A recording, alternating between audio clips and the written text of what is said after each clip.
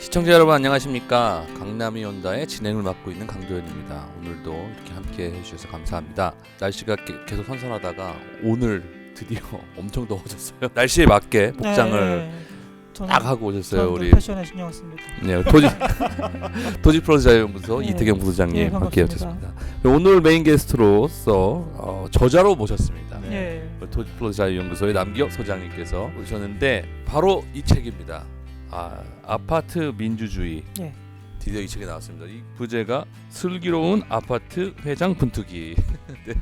슬기롭다고 하기에는 그 세월이 너무 고달프긴 했는데 거의 뭐 그 우리 부소장님의 소감에 의하면 그 무협지다. 현대판 무협지. 그래서 무협지를 좀 이렇게 즐겨 읽으셨던 분들은 상당히 재밌게 읽지 않겠나라는 생각이. 그리고 원래 싸움 구경하는 게 제일 재밌습니다. 나은 세상에 관심 가지신 분들은 한번 읽어보셨으면 좋겠어요. 그렇죠. 그래서 아파트라고 하는 우리 일상생활 공간에서 어떻게 좀 더 정의롭고 조금 더 나은 어떤 세상을 만들 수 있을까, 그런 이야기거든요. 꼭 모든 사람이 또 회장해야 되는 건 아니잖아요. 또 회장이 아니더라도 내가 이런 거 할 수 있겠구나라는 거를 충분히 느끼실 수 있는 그런 이야기로 짜여져 있습니다. 그럼 뭐 간단하게 좀 책 관련해서 좀 얘기를 해보자면 너무 많은 얘기를 하면 안 됩니다. 사실 읽으셔야 되기 때문에. 맞습니다. 어떻게 회장이 될 생각을 하신 거예요, 처음에? 어느 날 이제 아는 사람이 동대표를 좀 같이 하자. 나는 회장할 테니. 나는 회장할 테니 동대표를 같이 하자. 이렇게 이제 제안을 했는데 제가 완곡하게 거절했죠. 잘 모르고 그리고 난 바쁘다.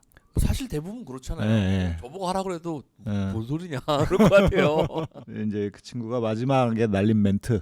당신은 입만 열면 저스티스, 정의를 말하면서 자기가 사는 동네, 마을에 대해서는 왜 이리 무관심하냐 라는 그 말이 저를 아주 움직였죠. 저 마음을. 그 말을 듣고 이제 마음이 움직여서 한번 해볼까?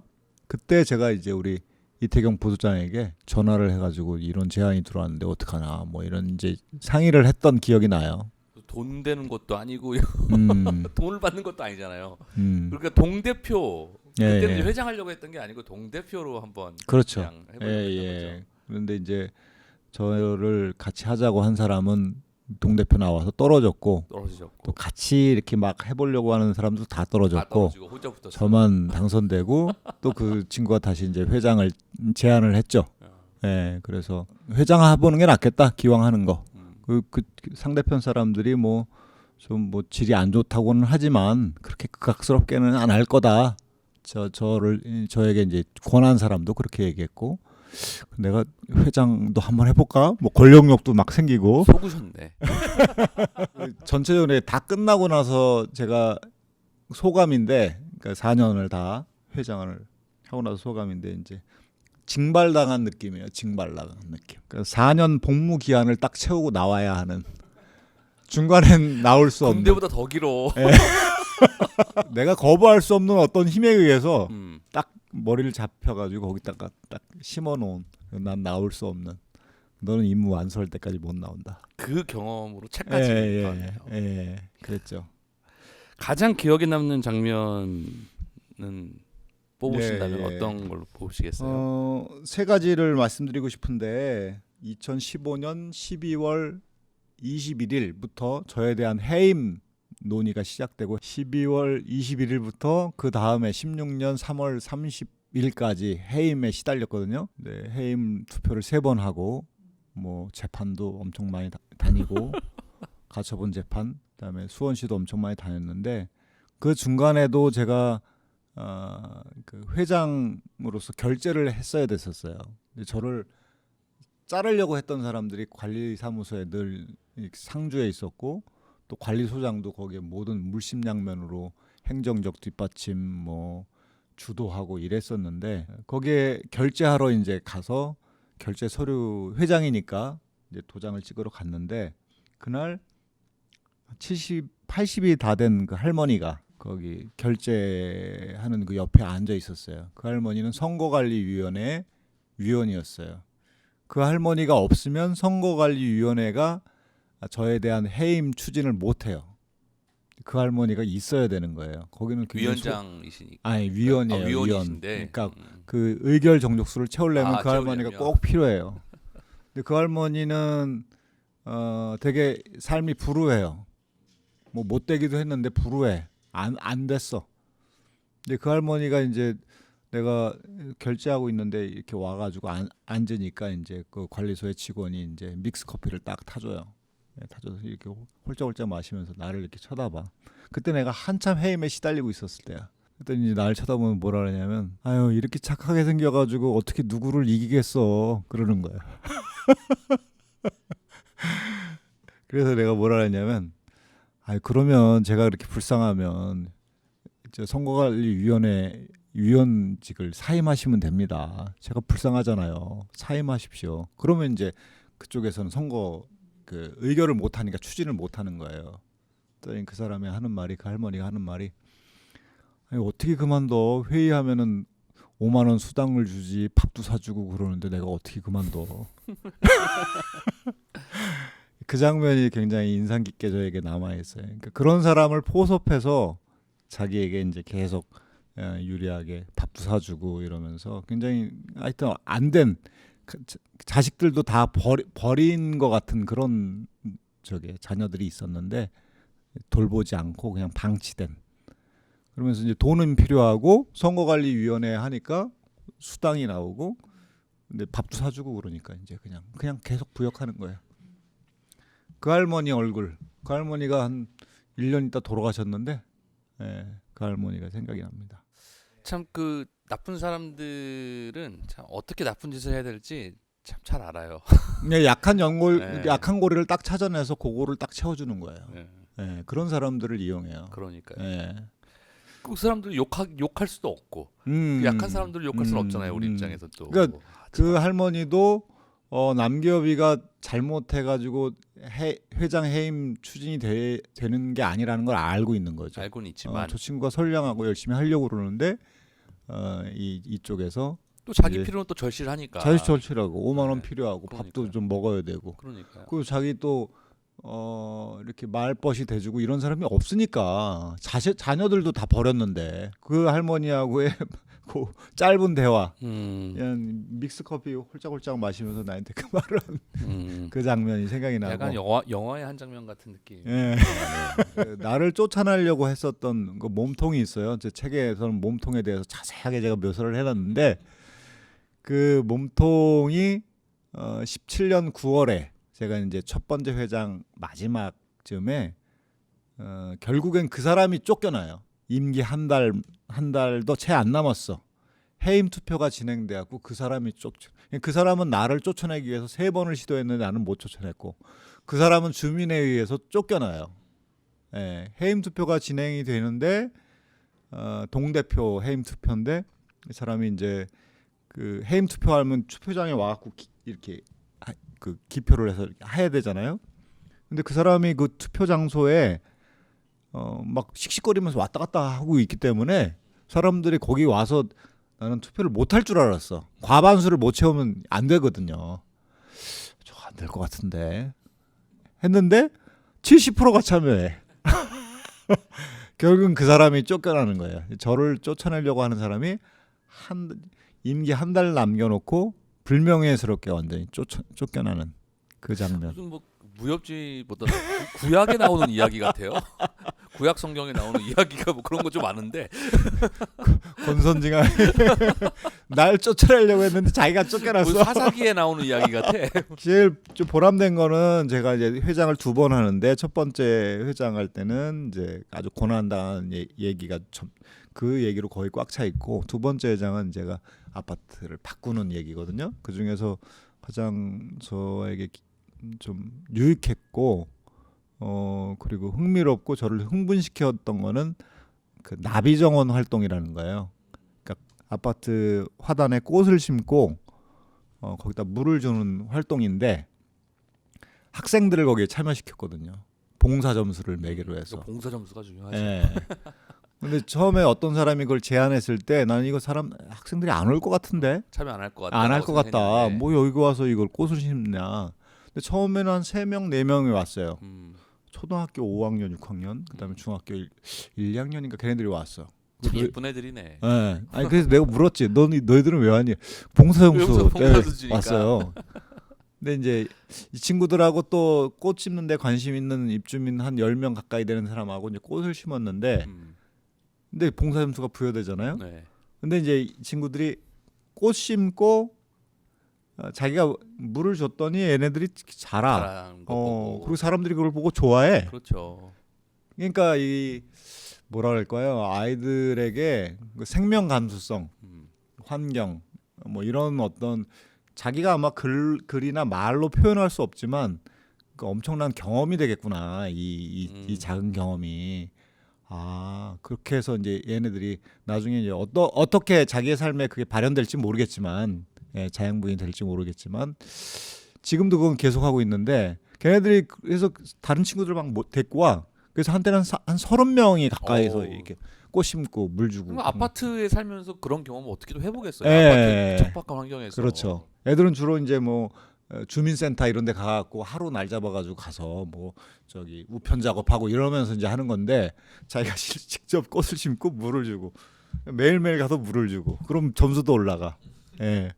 그 작업이 굉장히 기억에 납니다. 생각해 보면은 그 봉사점수라는 게 그런 거 하라고 봉사점수라는 제도를 만든 거죠. 어떻게 보면 봉사점수 제도의 바람직한 사례로도 교육부에서 한번 참고해 볼 만한 사례가 아닌가. 맞아요.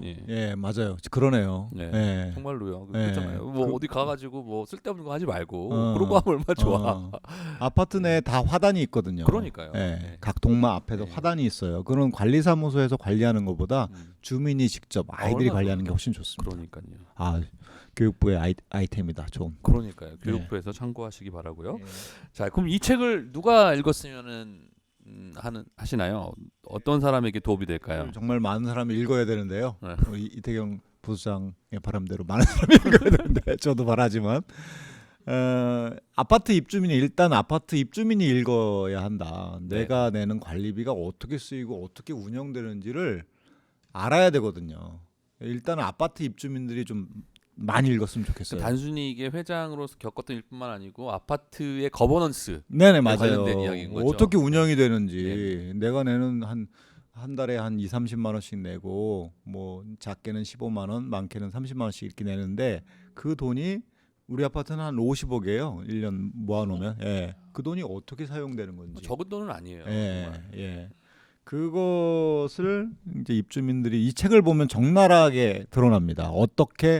어떤 의사결정을 통해서 사용되는지 그걸 좀 알았으면 좋겠다. 현실이 이렇구나라고 하는 거. 그다음에 저는 이제 주민자치에 관심 있는 사람들, 마을 만들기, 뭐 자치운동 이런 거에 관심 있는 그런 시민들, 그다음에 뭐 활동가들 이런 분들이 좀 읽어봤으면 좋겠어요. 왜냐하면 지금 한 60% 정도가 아파트에 살고 있거든요. 전 국민의 60%가 한 50% 정도 좀 넘게 주택의 50% 좀 넘게 아파트인데 하여튼 60% 정도가 아파트에 살고 있고 도시 같은 경우 수원시는 70%가 넘어요. 아파트에 사는 인구가. 뭐 도시는 주로 거의 그렇겠죠. 대부분 아파트 샀다고 봐야겠네요. 도시에서는. 근데 지금은 이제 주민자치나 제가 사는 수원시도 그렇고 아마 서울시도 그렇고 뭐 마을 만들기는 주민자치 이런 말 많이 하잖아요. 근데 주민자치가 진짜 이루어져야 될 공간은 아파트거든요. 그렇죠. 그러니까 뭐 마을 만들기 하면은 무슨 정자 밑에서 수박 까먹고 이런 게 아니에요. 거기 저기 바람 부는데 시원한데 앉아가지고 뭐 부채질하면서 얘기하고 이런 게 아니거든요. 아파트예요, 그냥 절대 다수가. 근데 거기서 자치의 자치의 현장은 아파트다.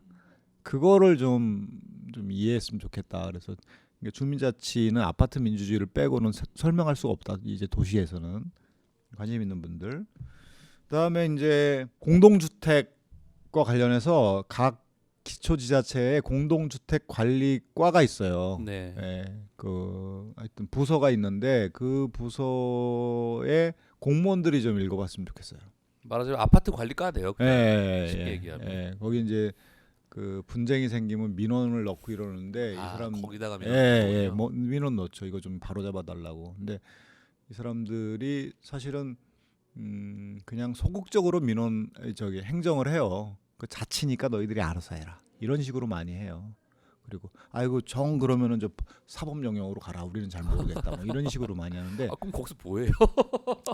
그러니까 제가 살고 있는 저 수원시는 약간 달랐어요. 적극적으로 행정을 해줘서 네. 저한테 많은 도움을 줬는데, 근데 대부분 그렇다고 제가 이제 사람들 만나보면 그렇더라고요. 그러니까 그 공동주택 관리과에 근무하는 그 공무원들이 대부분 연령이 낮아. 30대 초반에서 뭐 30대야 30대.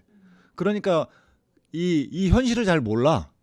어떻게 돌아가는지. 그냥 뭐 이 법령상이나 뭐 이게 시행령이나 이런 건 알지만 현실은 잘 몰라. 이야. 본인들도 아파트 자치를 안 해봤으니까. 안 해봤지. 자기들도 안 가. 그러니까요. 예. 아파트 회장 하려고 하겠어요, 그 사람들이. 그렇죠. 그러니까 해야 되는데. 이 사람들이 아파트가 이런 현장이구나. 예. 그렇게 이제 그 이해하려면 이 책을 꼭 봤으면 좋겠다.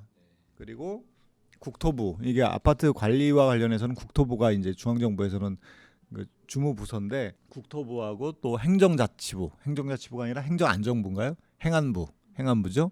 행안부에 자치하는 사람들, 그다음에 청와대에서 좀 민주주의를 좀 심화시키려고 하는 그런 어떤 의제를 가지고 있는 그런 어떤 뭐 청와대에서 부서가 있을 거 아니에요. 네네. 예, 그런 사람들이 꼭 읽어서 이거를 좀 의제화했으면 좋겠다. 네. 예, 그냥 남기업의 그냥 독특한 경험 이거로 끝나면 안 된다고 보거든요. 네. 예, 그랬으면 좋겠다 싶습니다. 국회의원들한테 다 책 보내셨죠, 우리?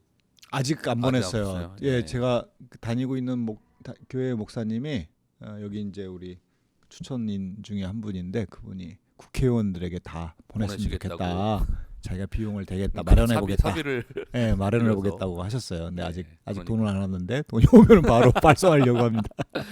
그러니까요. 예. 그러니까 그럴 정도로 교회 목사님이 상당히 그 감동을 많이 받으셨나봐요. 예. 이건 국회의원한테 내가 꼭 보내야겠다라고. 그러니까 그 목사님 생각은 이거는 그냥 한 사람의 그냥 경험담으로 끝날 일이 아니라 그렇죠. 결국은 최종적으로 겨냥해야 될 거는 제도를 바꿔야 되잖아요. 그렇죠. 그럼 제도는 결국은 국회에서 하는 국회의원들이. 거고, 그러니까 국회의원이 이걸 봐야겠다. 네. 그래서 이제 국회의원들도 꼭 보고 청와대에서도 보고, 하여튼 민주주의의 근간이 될 수 있는 주민 자치의 가장 밑바닥 현장. 그러니까 민주주의를 체험할 수가 있어요. 네네. 그러니까 내가 참여하면 바뀌는 거예요. 그러니까 아이들도 내가 참여해서 뭘 꽃을 그렇죠. 심으니까 뭐 자라. 사람들이 막 좋아해. 민주주의가 공동체잖아요. 누가 심었어? 뭐 지나가면 기분이 좋잖아요. 그리고 애들이 막 물을 주고 있어. 그 광경이 재밌잖아. 그렇죠. 예, 얼마 좋아. 예, 마음이 아주 훈훈해지잖아요. 네. 그 소장님이 계신 곳이 몇 세대죠, 아파트가? 1680세대. 1680세대. 그러니까 작은 단지는 아니네요. 큰 단지죠. 큰 단지네요. 수원시에서 아마 5손가락 안에 들은다고 하던데. 예. 근데 거기가 한 50억 정도니까 예. 그 평균 정도 되는 건가요, 그러면? 우리 아파트는 좀 오래되고 서민 아파트니까 50억인데 아마 우리 아파트 규모로 서울시면 한 60억은 될 것 같은데. 60억 정도. 예, 그러니까 예. 보통 뭐 일반적으로 한 500세대 정도가 일반적이죠.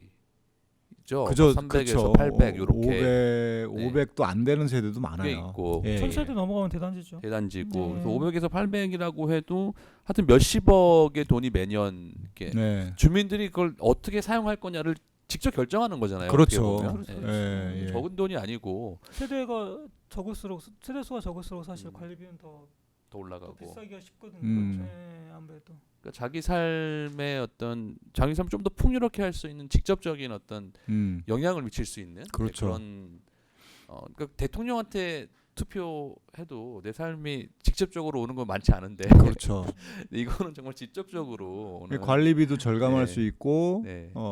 관리 상태도 양호해질 수 있고 더 양호해질 수 있고, 그리고 무엇보다도 하여튼 제가 강조하고 싶은 거는 참여하면 바뀌는 경험. 네네. 그 경험을 할 수가 있어요. 네네. 네. 세상을 조금 더 아름답게 만들고 싶으신 분들께 꼭 추천합니다. 네. 아파트 민주주의 네. 읽어보시면 거의 무협지와 같은 재미와 이렇게 조금 세상이 조금씩 바뀌어갈 수 있겠구나라고 하는 조금 희망적인 어떤 감성을 넘어서 가능성을 발견하실 수 있지 않을까라는 생각. 그런 듭니다. 계기가 됐으면 좋겠어요. 네네. 그런 계기가 그냥 저의 경험 하나로 끝나는 게 아니라 뭔가 이제 아래로부터의 뭐 우리가 옛날엔 풀뿌리 민주주의 이런 얘기를 많이 했는데 그렇게 사회가 바뀌고 민주주의가 건강해지는 그러니까 작은 단위에서의 어떤 그런 변화가 일어나야 되잖아요. 중앙에서의 변화도 일어나야 되겠지만 그런 계기가 됐으면 좋겠다. 그리고 더 이상 저 같은 사람이 나오면 안 된다. 저는 아주 극단적인 예거든요. 그러니까 다 이런 건 아니에요. 그렇죠. 갈등이 있지만 이렇게까지는 하진 않아요. 아주 악랄한 사람들하고 저는 겨룬 거고 더 이상 이제 간혹 저 같은 경우는 있어요. 제가 저한테 연락 와서 상의하는 사람들이 요즘에 이제 꾸준히 있는데 보면은 뭐 비슷한 경우가 많아요. 그럴 수 있죠. 충분히 눈먼 돈으로 생각할 수 있으니까요. 사이에 눈먼 사람들이 들어가서 해먹기가 너무 좋은 공간이기 때문에 또 그런 거를 보고 지나치지 못하는 사람은 또 이거를 바로 잡아야 되거든. 근데 바로 잡으려고 이제 섣불리 뛰어들었다간 엄청 이제 고통을 당하는 거예요. 그래서 병도 없고 이사가고 막 이러는데 그리고 어떤 사람은 또 실패도 하고 잘 안 돼요. 저는 좀 굉장히 럭키한 케이스인데요.